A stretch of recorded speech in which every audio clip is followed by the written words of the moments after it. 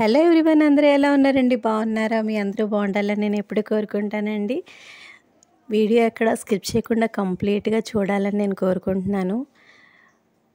మార్నింగే లేచి బయట ముగ్గు పెట్టుకొని ఆ ముగ్గుకి పూలతో అలంకరించుకొని ఎంత బాగా అనిపించింది తెలుసా అండి. మార్నింగే పూజ చేస్తుంటే తర్వాత తులసమ్మను కూడా మంచిగా అలంకరించాను. శ్రీనివాస్ కళ్యాణం ఫోటో ఉంది కదండి, ఆ ఫోటోకి అయితే దండగుచ్చి వేశానండి. పువ్వులు చాలా ఎక్కువ పోస్తున్నాయండి. అన్నీ కోసుకొని వచ్చి చక్కగా దండగుచ్చి వేస్తే ఎంత బాగా అనిపించింది తెలుసా అండి. మార్నింగే లేచి చక్కగా ఈ దేవుడికి మంచిగా అలంకరించానండి. ఇవాళ థర్స్డే కదా. ఆ తర్వాత ఏంటంటే ఈ పువ్వులతోటి అలంకరిస్తుంటే దేవుడికి ఒక తెలియని కళ ఏదో మంచిగా అనిపిస్తుందండి. చెప్పలేకపోతున్నాను ఆ ఫీలింగ్ ఏంటంటే అంత బాగుందండి. ఈ మందార పూలు, జాజులు, ఈ నందివర్ధనాలు, గులాబీలతోటి దేవుడిని అలంకరిస్తే ఎంత బాగా అనిపించిందండి. నా అలంకరణ మీకు నచ్చినట్టయితే లైక్ చేయండి. తర్వాత ఏంటంటే ఇది ఒక ర్యాండమ్ వ్లాగ్ అనమాట. నేను ఎప్పుడు వీక్లీ ట్వైస్ ఈ స్టవ్ని ఏంటంటే డీప్ క్లీన్ చేస్తానండి. మనం రెగ్యులర్గా అంటే డైలీ కుకింగ్ చేసుకుంటాం కదా, ఆయిల్ గ్రీజ్ అన్నది చాలా పట్టేస్తుంది అనమాట. మనం ఇలాగ రెగ్యులర్గా డీప్ క్లీన్ చేస్తామనుకోండి, ఆ గ్రీజ్ స్ట్రెయిన్స్ అనేవి ఉండవన్నమాట.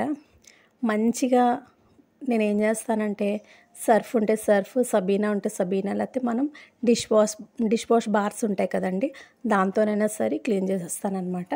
నేనైతే సబీనా వేసాను. మంచిగా అదంతా మొత్తం స్క్రబ్తో క్లీన్ చేసి తర్వాత వాటర్ వేసి నీట్గా క్లీన్ చేసేస్తానమాట. తర్వాత వెట్ క్లాత్ తీసుకొని మొత్తం అంతా తుడిచేస్తాను, లేకపోతే వాటర్ వల్ల రస్ట్ అనేది పట్టేస్తుందండి. తర్వాత మంచిగా ముగ్గది పెట్టేశానండి.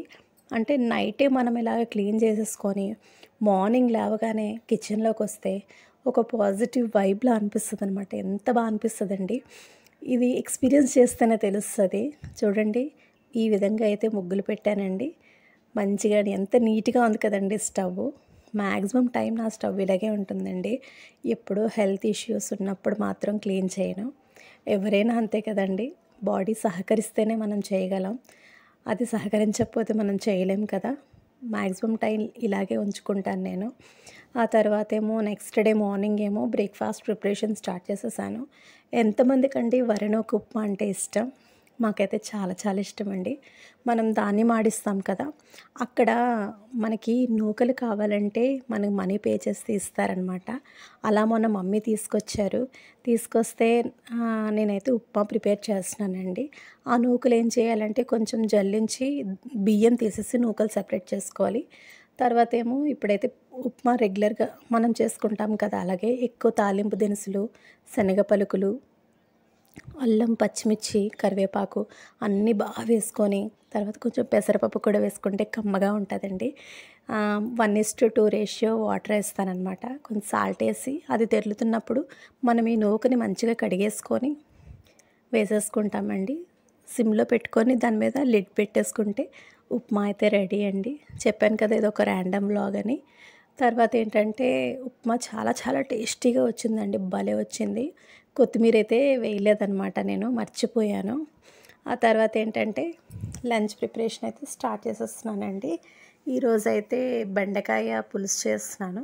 ఆ తర్వాత ములంకాడ కర్రీ కూడా చేస్తున్నాను. బెండకాయ పులుసు కోసం ముందుగా బాండి పెట్టాను. ఆ తర్వాత ఏమో ఆయిల్ వేసానండి. అంటే ఆ బాండీలో కొంచెం వాటర్ ఉందనుకోండి, అందులో మనం ఆయిల్ వేస్తే చిట్పట్లాడి పేలుతాయి కదండి. సో అందుకని ముందు వాటర్ ఉంటే అదంతా వంపేస్తాను.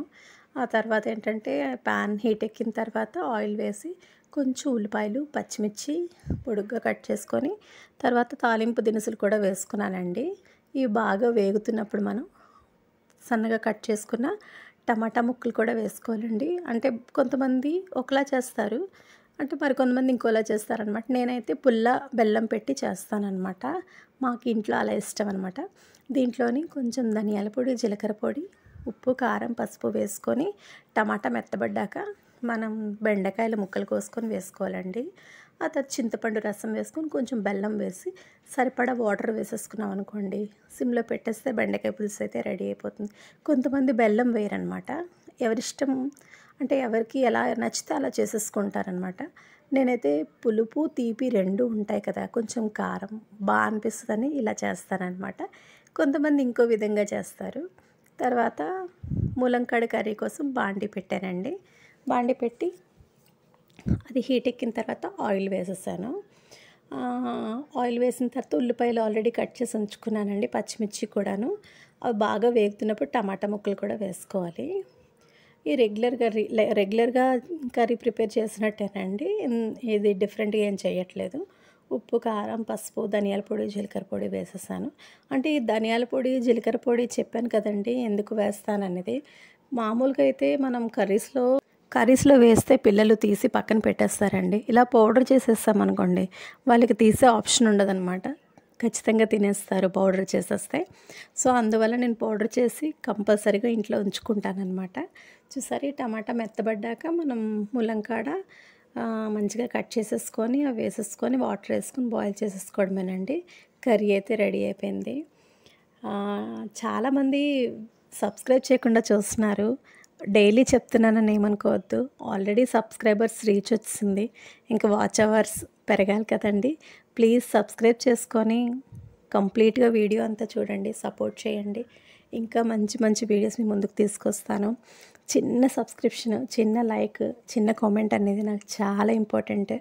ప్లీజ్ సబ్స్క్రైబ్ చేసుకొని సపోర్ట్ చేయండి. వీడియో అంతా ఎక్కడ స్కిప్ చేయకుండా కంప్లీట్గా చూడండి. అంటే కంటెంట్ అంటే డైలీ నేను చేసుకున్న రొటీన్ మీకు షేర్ చేసుకుంటున్నాను. ఇంకా మంచి కంటెంట్ ఇవ్వడానికి, నేను ఇన్నోవేటివ్గా చేయడానికి ట్రై చేస్తాను. మీ సపోర్ట్ ఉంటే నేను ముందుకెళ్ళగలను. ఇంతవరకు వచ్చానంటే మీ సపోర్ట్ లేకుండా నేను ముందుకు రాలేను కదండి.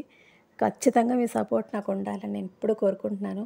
వీడియో అస్సలు మీరు స్కిప్ చేయకుండా కంప్లీట్గా చూడండి. Bye friends, take care, see you in the next vlog.